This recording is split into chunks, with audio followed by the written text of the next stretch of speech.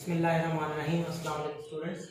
First year आपके biology के chapter number 13 का लेक्चर नंबर 7 है और आपका टॉपिक चल रहा है बच्चों एयर पैसेजवेज, हवा के रास्ते, और ये उसका पार्ट 4 और लास्ट पार्ट है। तो हम देखते हैं एयर सैक और एल्वेओलाई क्या होते हैं, डायफ्राम क्या होता है और प्लूरा क्या होता है। तो सबसे पहले हम देखते हैं एयर सैक्स क्या होती हैं। The bronchiole continue to divide and सब divide deep into the lungs and finally open into a large number of air sac। आगे ये डायग्राम से देखें बच्चों आप लोग, ये सपोज हमारी चेस्ट कैविटी है और आपको पता है कि जैसे ही चेस्ट कैविटी के अंदर क्या दाखिल होती है, ट्रेकिया दाखिल होती है, तो वो दो नालियों में तकसीम हो जाती है। उन दो नालियों को ब्रोंकाई कहते हैं। क्या कहते हैं बच्चों? ब्रोंकाई कहते हैं। और उसके बाद जो राइट ब्रोंकस होती है वो राइट लंग्स में दाखिल हो जाती है और लेफ्ट ब्रोंकस लेफ्ट लंग्स में दाखिल हो जाती है। और लंग्स में जाके ये क्या हो गया? ट्रेकिया, ठीक हो गया। उसके बाद ये क्या हो गया? ब्रोंकाई। फिर कल ब्रोंकाई को भी आपने पिछले लेक्चर में डिवाइड किया था कि ब्रोंकाई भी क्या करते हैं? डिवाइड और सब डिवाइड करते हैं। ब्रोंकाई भी डिवाइड और सब डिवाइड करते हैं। एक दफा उन्होंने डिवाइड किया, फिर दोबारा डिवाइड किया। तो जब ब्रोंकाई कितना डायमीटर हासिल करते हैं, 1 मिलीमीटर या 1 मिलीमीटर से कम, तो उनका नाम हो जाता है ब्रोंकाई से उनका नाम चेंज हो जाता है और क्या बन जाते हैं? वो ब्रोंक्यूल्स बन जाते हैं। ठीक है, पहले ट्रेकिया, फिर ट्रेकिया से ब्रोंकाई और ब्रोंकाई से ब्रोंक्यूल्स। अब आगे हमने ब्रोंकाई को डिवाइड और सब डिवाइड करना है। किसको बच्चों? ब्रोंकाई और ब्रोंक्यूल को सब डिवाइड करना है। तो ब्रोंक्यूल जो है अब डिवाइड और सब डिवाइड करेंगे। ब्रोंक्यूल डिवाइड और सब डिवाइड करेंगे। एक दो डिवाइड हुए, फिर दोबारा डिवाइड हो गए, और फिर जो अगले नतीजे में जो चीज़ें बनती हैं उनको बोलते हैं एयर सैक्स। क्या बोलते हैं बच्चों? हवा की थैलियाँ या एयर सैक्स। तो इस स्ट्रक्चर को क्या कहते हैं? एयर सैक कहते हैं, जो किसकी डिवीजन से बनती हैं? ब्रोंक्यूल की डिवीजन से बनती हैं। तो यही कुछ कहा गया है कि the bronchiole continue to divide and सब divide deep into the lungs and finally open into a large number of air sacs. Air sac is a functional unit of the lungs. ये एमसीक्यूज है आपका कि जो air sacs होती हैं ये lungs का क्या होती हैं?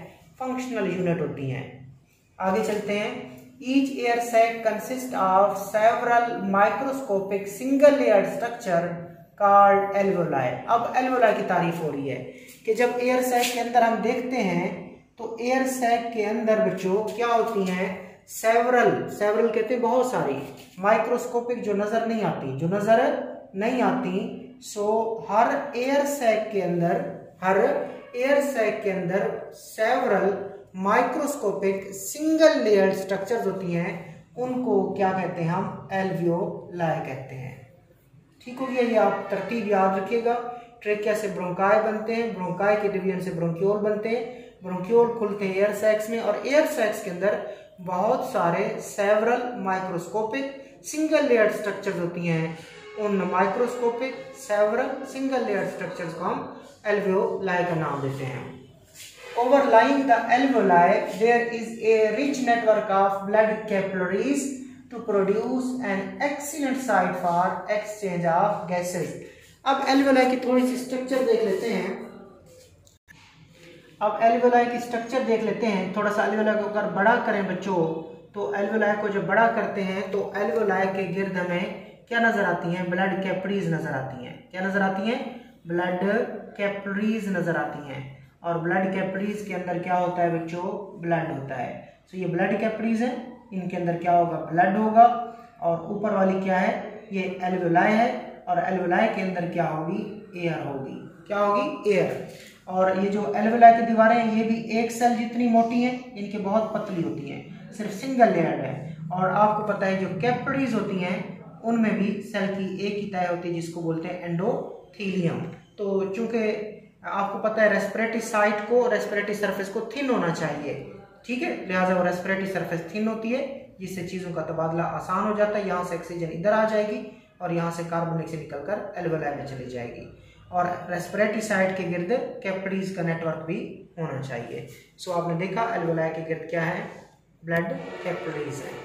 Overlying the alveoli there is a rich network of blood capillaries, कि एल्वेलाई के ऊपर कैपिलरीज का एक रिच नेटवर्क पाया जाता है। That produces N excellent site for exchange of gases, जिससे ये जगह गैसों के तबादले के लिए बहुत अच्छी हो जाती है।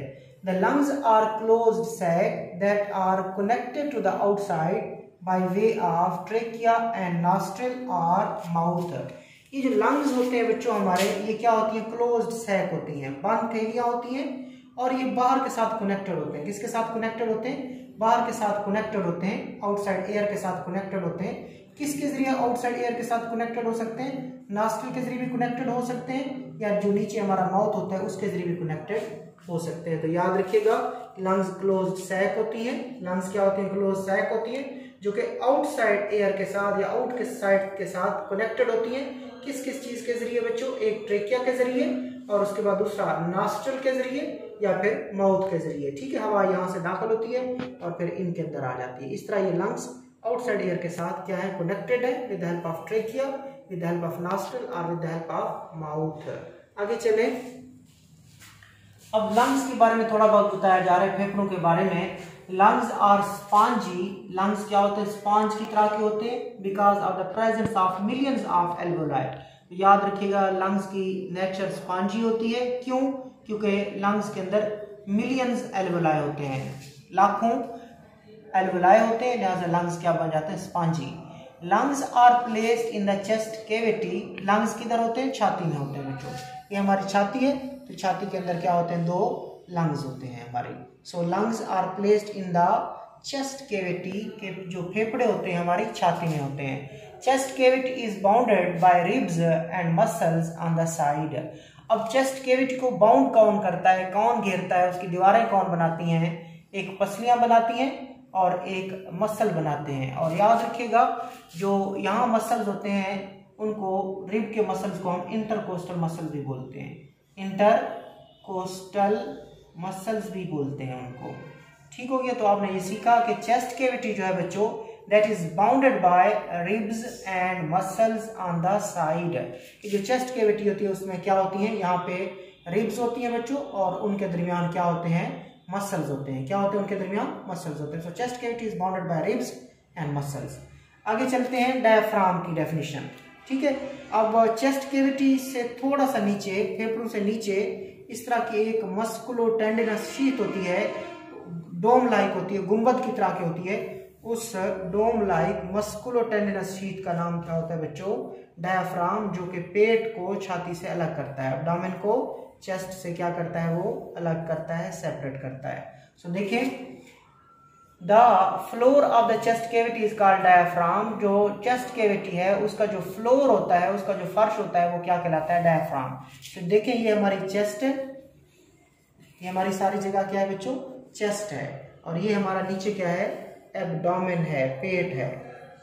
ठीक है, और उसके बाद चेस्ट कैविटी का जो फ्लोर होता है वो कौन बनाता है, डायफ्राम, या एब्डोमेन की जो रूफ होती है वो कौन बनाता है, डायफ्राम। ठीक है, एब्डोमेन की रूफ डायफ्राम बनाएगी, या चेस्ट कैविटी की जो चेस्ट कैविटी का जो फ्लोर होगा वो डायफ्राम कहलाता है। So the floor of the chest cavity is called diaphragm. अब डायफ्राम क्या है, diaphragm is a sheet of skeletal muscles. Diaphragm जो है वो स्केलेटल मसल की क्या होती है बच्चों, एक शीट होती है, स्केलेटल मसल की एक शीट होती है, चादर होती है, किसकी, स्केलेटल मसल्स की। और आपको पता है स्केलेटल मसल वॉलंटरी मसल्स होते हैं। लंग्स आर कवर्ड, अब आगे प्लूरा की डेफिनेशन है। Lungs are covered with a double layer thin membranous sac called pleura. अब लंग्स को देखें तो लंग्स के गिर्द दो मेम्ब्रेन्स होती हैं जो लंग्स को कवर करती हैं। उन दो मेम्ब्रेन्स को बच्चों क्या कहते हैं, प्लूरा कहते हैं। दोनों लंग्स के गिर्द दो मेम्ब्रेन्स होती हैं, उन दो मेम्ब्रेन्स का नाम क्या होता है, प्लूरा। तो ये आपने डेफिनेशन देखनी है कि lungs are covered with a double layered thin membranous sac that is called pleura. ठीक है, जिस तरह दिल के गिर्द पेरिकार्डियम होती है, इसी तरह फेफड़ों के गिर्द क्या होती है, प्लूरा होता है। ठीक हो गया, ये बच्चों आपने प्लूरा के बारे में भी आपने याद रखना है। यहाँ पे डायफ्राम का आपको पता हो, और लंग्स की नेचर का आपको पता हो, और नेचर स्पॉन्जी है। स्पॉन्जी क्यों होते हैं? एल्वेलाई की वजह से होते हैं। चेस्ट कैविटी को बाउंड कौन करती है? रिब्स और मसल्स करते हैं। और यहाँ पे आपको बच्चों ये पता हो कि ये लंग्स होते हैं ये किसके साथ, किस चीज़ की वजह से बाहर कनेक्टेड होते हैं। और उसके बाद आपको एल्वेलाई का पता हो, रेस्पिरेटरी साइड का पता हो, लंग्स के फंक्शन यूनिट का पता हो, और एयर साइड की डेफिनेशन भी आपको आती हो। अल्लाह हाफिज़।